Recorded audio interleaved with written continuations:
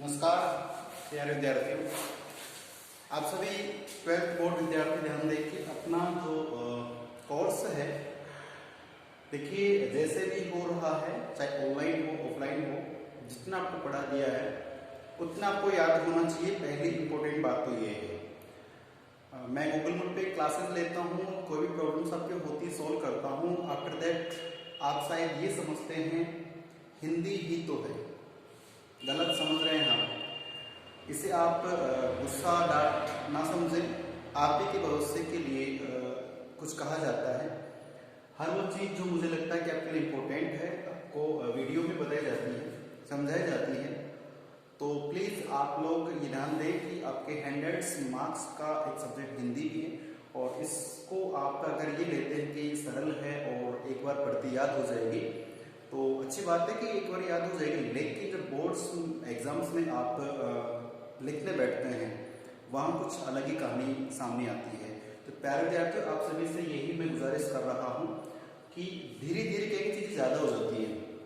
तो मैंने आपको काव्य खंड में लगभग कंप्लीट करा दिया है, और गद्य खंड में है तो उसमें भी अपना जो बुक कंप्लीट हो गई है सर्जन, और पीयूष प्रभा में मात्र एक लेसन बचा रखा है।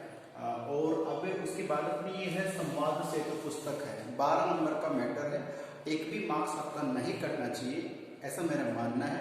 और मुझे उम्मीद है कि आप इसे बखूबी अचीव कर सकते हैं, क्योंकि ये जो बुक है इतनी ज़्यादा इजी तो कर नहीं कहूँगा, लेकिन शब्दावली उतनी अच्छी है, टॉपिक इतने अच्छे हैं, और आपका जो ये पड़ाव है, जो उम्र है, जो दौर है, उसमें इसका आपके बहुत ज़्यादा महत्व है।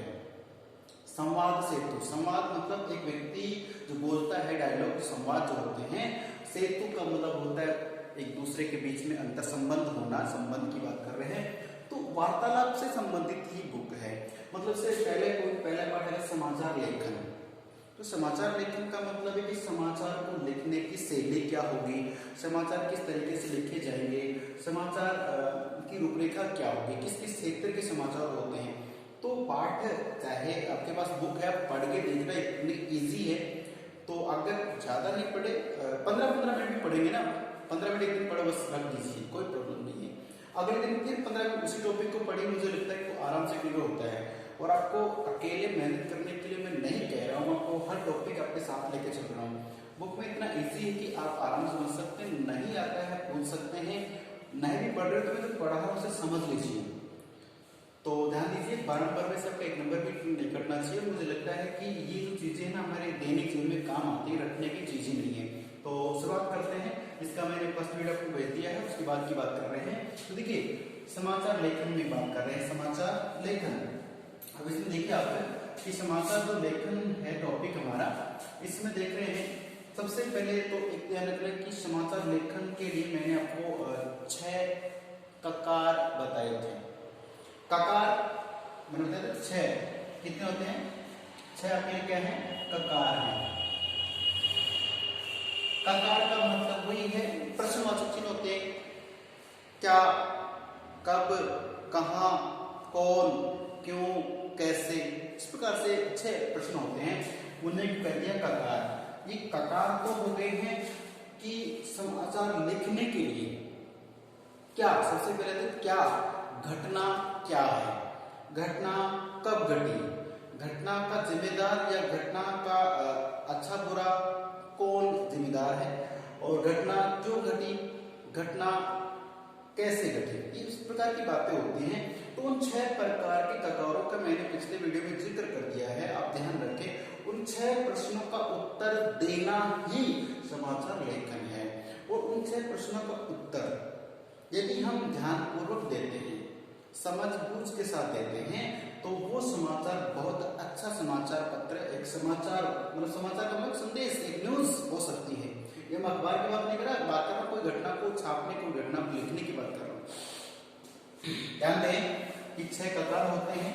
अब उसके बाद देखिए, ये जो चीजें मैं आपको आपके सामने देख रही है, आप समझ सकते हैं, नोट कर सकते हैं। इसे समझने के लिए इसको देखना जरूरी है। आप देख रहे हैं यहाँ पे, देखिए यहाँ पे क्या लिखा हुआ है, इंट्रो। इंट्रो को हम मुखड़ा भी कहते हैं, क्या कहते हैं, मुखड़ा। मुखड़ा एक जनरली हिंदी भाषा के आधार पे चेहरे को कहा जाता है, मुखड़ा। और संगीत की दुनिया में मुखड़ा ऊपर के जो हेडलाइंस है कि मुख्य टेक जो लाइन होती है उसे कहते हैं कि मुखड़ा गाइए, अंतरा गाइए, वो गाने की लय में होता है। या मुखड़ा से मुख से लेके मुख यानी चेहरा, हम किसी भी व्यक्ति को देखते सर्वप्रथम उसके हाथ पैर फिजिकल कैसा है कोई फर्क नहीं पड़ता, उसका चेहरे से पहचान करते हैं।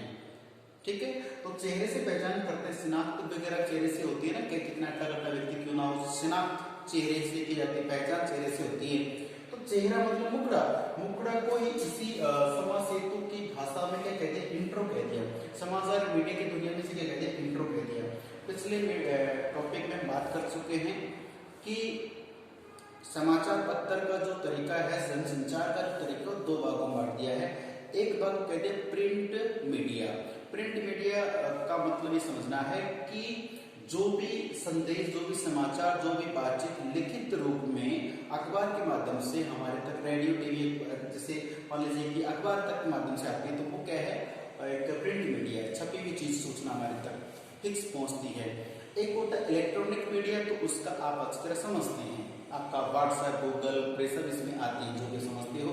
चलिए अब बात कर रहे थे कि जो अच्छा समाचार लिखने के लिए हमें 6 प्रकारों की आवश्यकता होती है, तो ये भी समझ गए।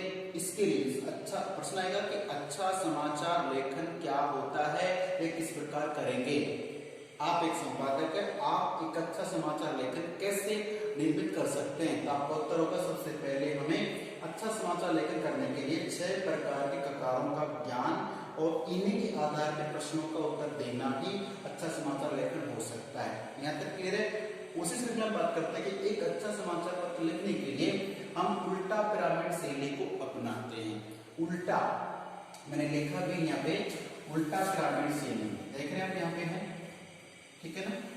अभी उल्टा पिरामिड क्या होता है, तो देखिए एक तो सीधा होता है, जैसे हम अक्सर त्रिभुज योग बनाते थे, आप बचपन में मान लीजिए कैसे भी, तो आपने ये बनाया है, ये तो सीधा है, इसका जो आधार है, आधार ही आराम से आप रख सकते हो, ठीक है, किसी भी समतल चीज पे रख सकते हैं।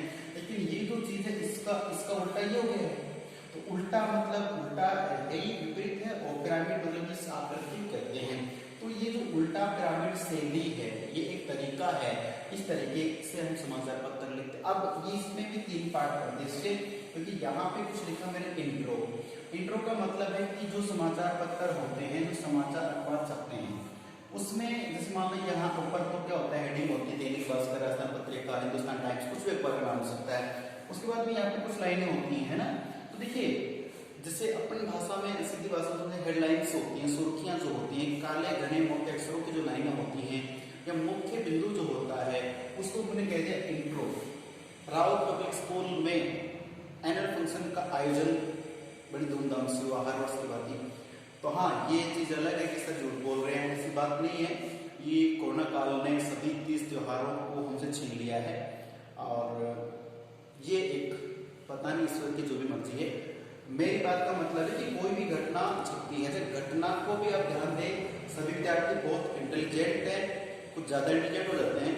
मैंने कह दिया घटना, तो घटना का मतलब अक्सर हम लोग क्या समझते हैं, दुर्घटना ही समझते हैं, क्योंकि घटना का मतलब कोई भी कार्यक्रम जो हुआ है उसको जिस तरीके से बताया जाता है वो घटना ही कहलाता है। इवेंट, घटना, इंग्लिश तो समझता है ना, इवेंट वगैरह होता है। तो दुर्घटना, एक्सीडेंट का एक प्रतिरूप आप समझते हैं। तो घटना का मतलब कोई भी, जैसे कोई स्कूल में प्रोग्राम हुआ है, एनुअल फंक्शन है, डिबेट कॉम्पिटिशन है, या कोई और प्रतियोगिता होती है, 15 अगस्त 26 जनवरी के बारे में है, या कुछ और सूचना है, तो कल यानी आज जो भी घटना घटती है, रात 12 बजे तक वो संपादक द्वारा, एडिटर द्वारा अखबार में छापी जाती है, बताई जाती है, ऑनलाइन चढ़ाई जाती है। वो सब जो घटनाएं हैं, उन सब की एक लाइन में, ये मान के चलिए कि प्रश्न मैंने इसमें लिखा नहीं, इसमें कहा सकता है कि जो उल्टा पिरामिड शैली में इंट्रो होता है, क्या होता है इंट्रो, इंट्रो में सभी 6 ककारों की बात आ जाती है, ठीक है ना। उसमें आ जाता है रावत पब्लिक स्कूल में जैसे तारीख के दिन कोई भी है ना, इस तारीख को एनुअल फंक्शन बड़ी धूमधाम से मनाया गया, या माध्यमिक बोर्ड ने 2021 की बोर्ड परीक्षाओं का समय सारणी घोषित किया, तो उसमें सब कुछ आ गया कि घटना क्या है, बोर्ड परीक्षा की समय सारणी है, इसका कंट्रोलर कौन है, बोर्ड, माध्यमिक बोर्ड है, कब आयोजित होगी, 2021 जनवरी में इससे डेट दे दी है, मार्च अप्रैल मई में एग्जाम हो जाएगा। तो उस हेडलाइन में, उस इंट्रो में लगभग इन सब का 6 ककारों का उत्तर होता है। तो सीधी सीधी बात यह है कि हेडलाइंस होती है, जो सुर्खियां होती है, काले घने मोटे अक्षरों में होती हैं। काले की जगह नीला कैसा भी हो सकता है, लेकिन वो हेडलाइन होती है।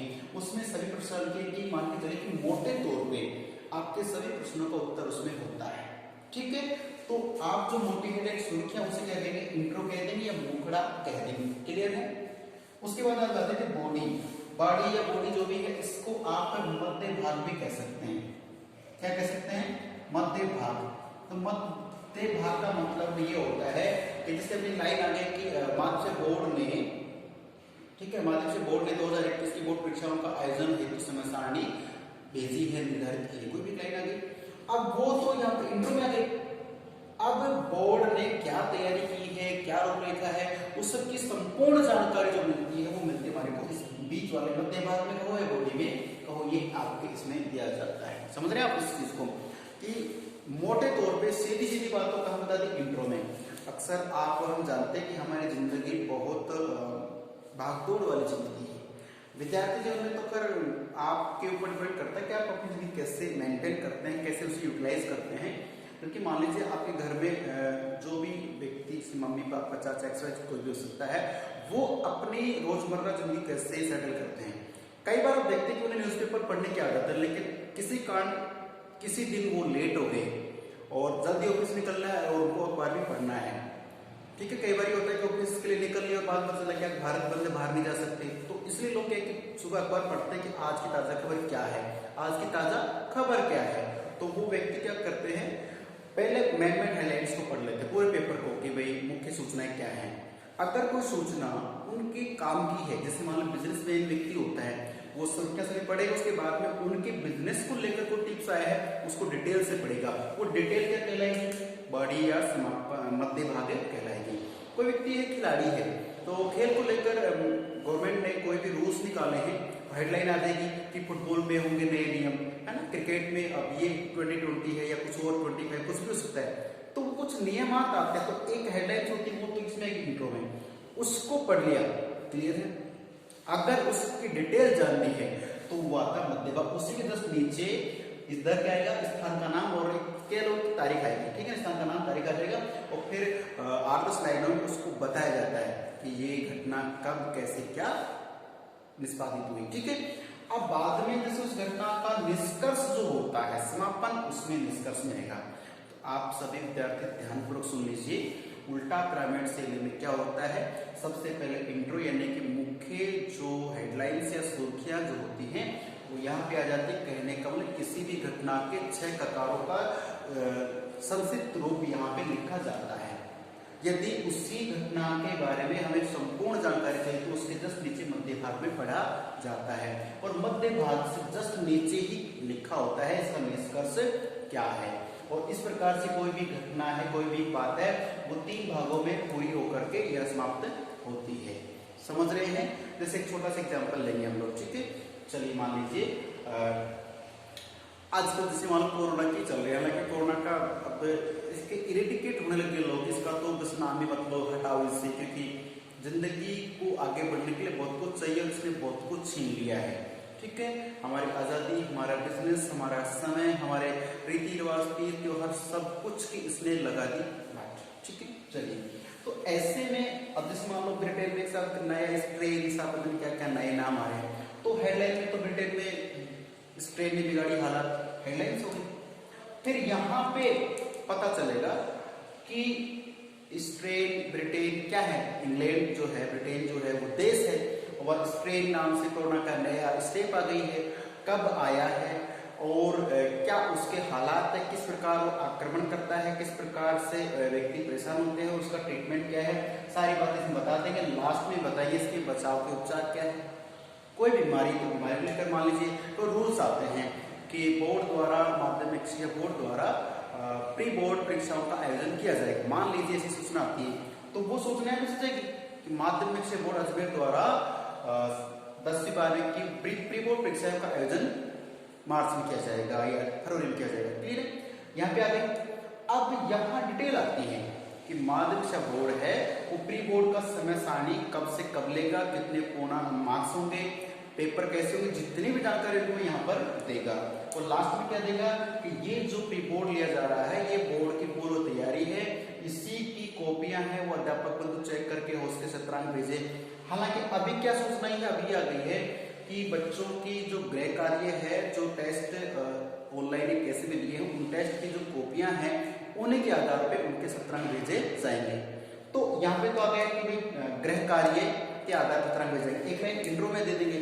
फिर क्या करेंगे, यहाँ पे क्या करेंगे, बॉडी में अब डिटेल देंगे कि 10वीं 12वीं 8वीं के जो विद्यार्थी हैं उनके जो गृह कार्य है उसको स्कूल लेवल पे चेक किया जाएगा, सील लगाई जाएगी, उसी के आधार पे और टेस्ट की कॉपियों के आधार पे उनके सत्रांक भेजे जाएंगे। तो डिटेलियां देंगे। और यहाँ पर कि अर्धवार्षिक परीक्षाओं का आयोजन सरकार नहीं करवा रही है कारण कोरोना के चलते हुए, इसलिए गृह कार्य संपूर्ण रूप से जांच करके उसी के आधार पर नंबर दिए जाएंगे और इसी से बच्चों का बोर्ड आयोजन किया जाएगा। तो समापन यहाँ पे आ जाएगा। अब मान लीजिए तो सुखद घटनाएं थी, अब कोई दुखद आ जाती है कि ट्रेन एक्सीडेंट हुआ, ठीक है, या फिर मान लीजिए कि भरतपुर जो एक्सप्रेस हाईवे है उसमें एक कार में 5 व्यक्ति जिंदा चले। ये घटना आती है अखबार में है ना कि भरतपुर एक्सप्रेस हाईवे जो है उस पे चलती कार में 5 व्यक्ति जिंदा चले, कोई बचा नहीं सका, ये एक दुखद घटना है। तो यहाँ पे इंट्रो सीधी बात आ गई। उसके बाद डिटेल देंगे कि हाईवे कौन सा है, जगह कौन सी है, घटना कब घटी है, गाड़ी जैसे गाड़ी किधर जा रही है, कितनी स्पीड थी, कितने लोग थे और वो जिंदा कैसे जले, ठीक है, सारी बातें उसमें होंगी। अब मान लीजिए उस गाड़ी का इंश्योरेंस है या लोगों की शनाख्त होगी, कब क्या होगा तो इसमें नीचे आ जाएगा। तो इस तरह से कोई भी घटना को हम आराम से समाचार में जब लिखते हैं तो ये क्रम होना चाहिए। इसका क्रम उल्टा कर दिया आपने तो गड़बड़ जी, मान लीजिए यहाँ से आपने उल्टा कर दिया इसको ना, इस श्रृंखला बढ़ा दिया कि जो मरने वालों को 5 लाख देंगे है और घटना दुखद घटना है, तो लास्ट में दे रहे हैं कि चलती गाड़ी में आग लगने से ऐसा हुआ।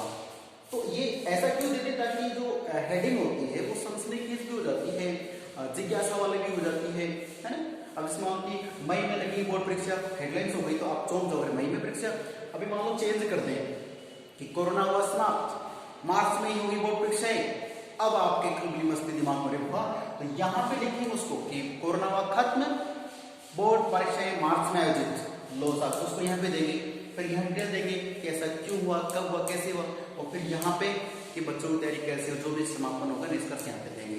तो दुखद घटना हो, सुखद घटना हो, कैसी भी घटना, उसको आक्रामक, आकर्षक, रोचक बनाने के लिए ऐसी शैलियों का प्रयोग किया जाता है। ठीक है, आप कई बार टीवी रेडियो में देखते हैं, रेडियो पे तो नहीं, टीवी में सुना देखा होगा आपने, फिल्मों में दिखाते हैं ना, एक बच्चा होता है, कोई बड़े व्यक्ति होते हैं, उसकी हेडलाइन को लेकर और वो चलता हुआ रहता है, दौड़ता रहता है ना, कि सम्राट गिरफ्तार, सम्राट गिरफ्तार, कोई भी एक्सवाइजेड घटना ले सकते हैं। मेरा मतलब है कि आप सभी ये जो टॉपिक है कि एक अच्छा समाचार लेखन के लिए कौन सी शैली अपनाई जाएगी, उत्तर होगा उल्टा पिरामिड शैली। अब उल्टा पिरामिड शैली क्या होती है मैंने आपको समझा दिया है, अब भी आप नहीं समझते हैं तो आप थोड़ा सा प्रयास कीजिए, एक बार इसे देख लीजिए और बुक में भी है। कोई भी वर्ड्स आपको डिफिकल्ट लगता है तो इसे आप पूछ सकते हैं, डाउट्स क्लास पूछ सकते हैं, लिखकर भेज सकते हैं, इसका आंसर आपको मिल जाएगा। ये 12 नंबर आप 12 वालों के एक भी नंबर नहीं करना चाहिए। ठीक है, चलिए अब ये अपना वीडियो ज्यादा लंबा हो जाएगा, इसलिए हम अगले टॉपिक में चलेंगे और इसमें देखिए जो भी आपने लिखा उसमें मैंने आपको बता दिया। ठीक है, अब चलते हैं अगले बिंदु की तरफ अगली क्लास में, तब तक के लिए नमस्कार, धन्यवाद।